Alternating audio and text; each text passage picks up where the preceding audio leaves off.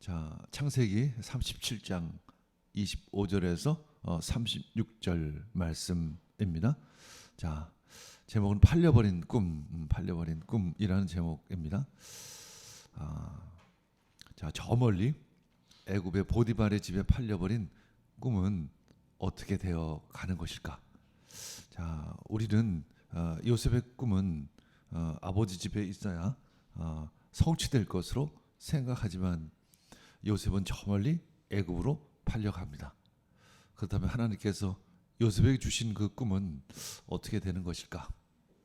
요셉이 팔려간 집은 애굽 권력의 중심에 있었던 보디발의 집이죠. 이제 하나님이 요셉을 야곱의 품에서 이끌어내어 애굽 권력의 중심으로 이끌고 계십니다. 사실 인간은 이러한 하나님의 거대한 구원 계획을 알지 못하기에 고난 앞에서 좌절하고 포기합니다. 또 형제들을 원망하고 또 가족들을 원망하게 되죠. 이제 잠시 자리를 비웠던 르우벤은 나는 어디로 갈까라며 절망에 빠지고 그 소식을 전해 들은 야곱은 내가 슬퍼하며 수올로 내려가 아들에게로 가리라며 슬픔을 이기지 못합니다. 자, 이처럼 인간은 비극 앞에서 처절한 절망과 고통을 느끼지만 하나님은 그 비극의 중심에서 지금 일하고 계십니다. 그 하나님을 기대하시기를 원합니다. 내 상황을 보는 것이 아니라 하나님을 믿는 믿음을 붙잡으시기를 원합니다. 아브라함도 본토 친척 아비 집을 떠나야 했고 야곱의 비전도 어머니 리브가의 장막을 떠나야 이루어지기 시작을 했으며 후에 모세 역시 왕궁을 떠나야만 그 리더십은 발휘될 수 있었습니다. 이제 나의 꿈이 내 손에서 하나님의 손으로 옮겨질 때 그 꿈은 이루어집니다. 내 꿈이 하나님의 손에 옮겨지기를 원합니다. 자, 25에서 28절은 어떤 내용이 있을까? 이제 악한 짐승은 도대체 누구일까? 동생을 구덩이에 던져놓고 태연히 음식을 먹는 형들의 모습을 바라보면서 바로 죄인인 우리들이 악한 짐승이 아닐까 그런 생각을 갖게 됩니다. 형들은 동생 요셉을 은 20에 팔았죠.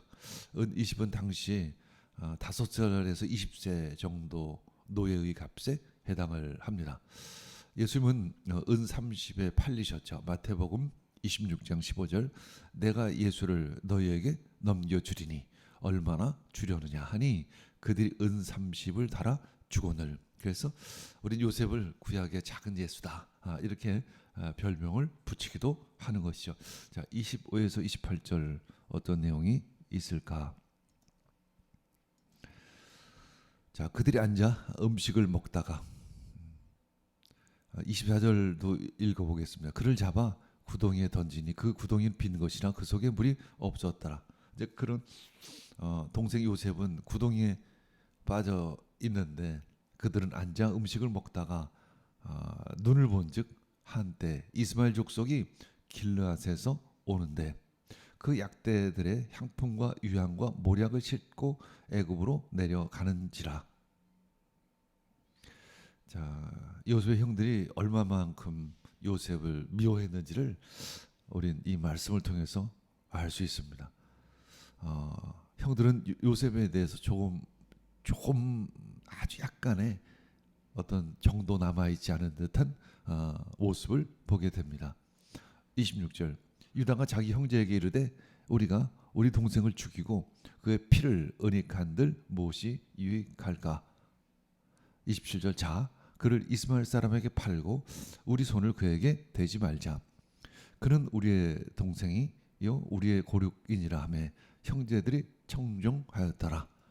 자, 우리는 이 말씀을 볼 때 참 애굽이 점점점 아버지 집에서 멀어져 가는구나라는 관점에서 보지만 그러나 하나님의 관점에서 보면 일단 요셉은 르우벤을 통해서 생명을 구원했고 물론 구덩이에 던져졌지만 또 유다를 통해서 구덩이에서 구원을 받습니다.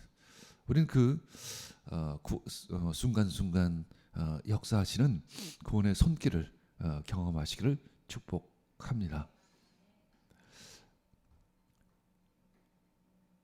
자, 27절. 자, 그를 이스마엘 사람에게 팔고 우리 손을 그에게 대지 말자.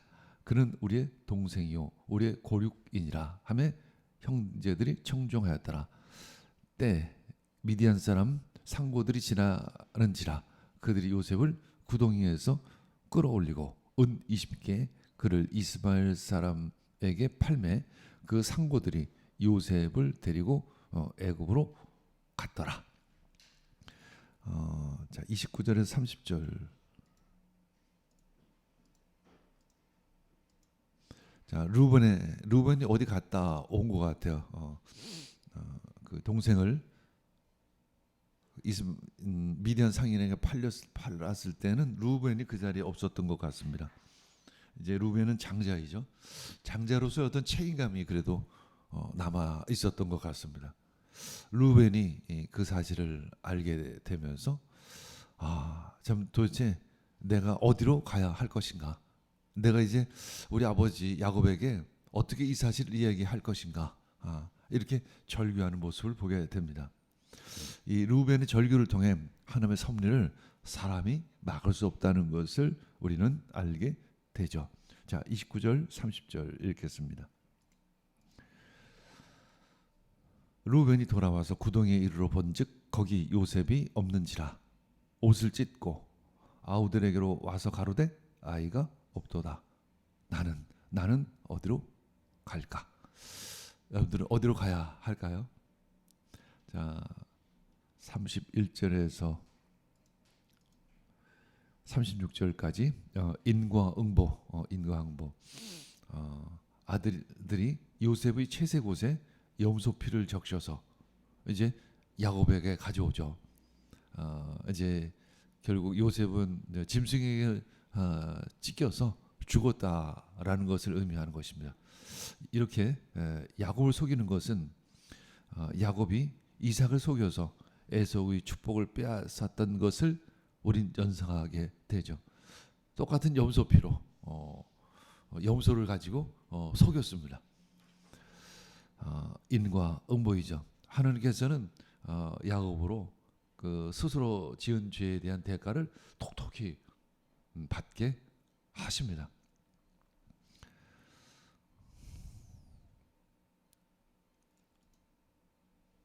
31에서 36절 읽겠습니다.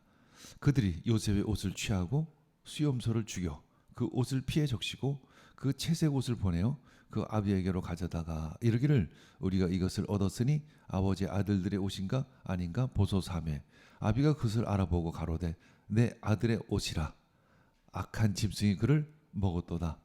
요셉이 정령 찢겼도다 하고 자기 옷을 찢고 굵은 배로 허리를 묶고 오래도록 그 아들을 위하여 애통하니 그 모든 자녀가 위로했지만 그가 위로를 받지 아니했다.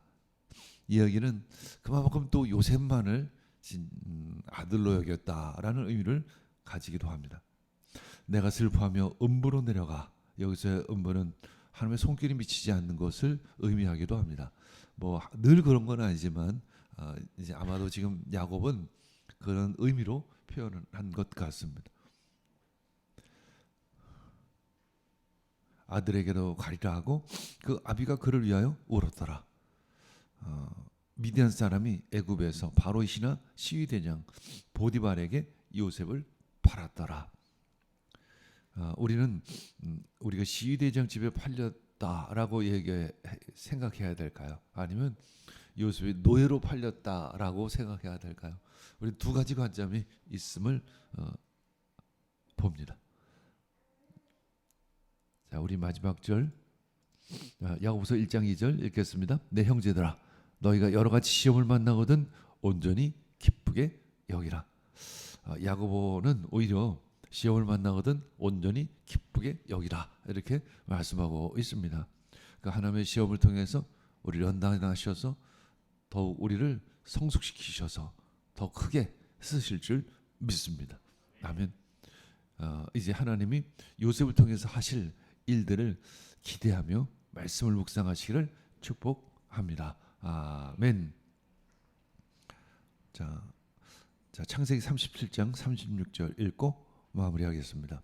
그 미디안 사람들은 그를 애굽에서 바로의 신하 친위 대장 보디발에게 팔았더라. 이제 요셉은 애굽의 보디발에게 팔려 갑니다. 아멘.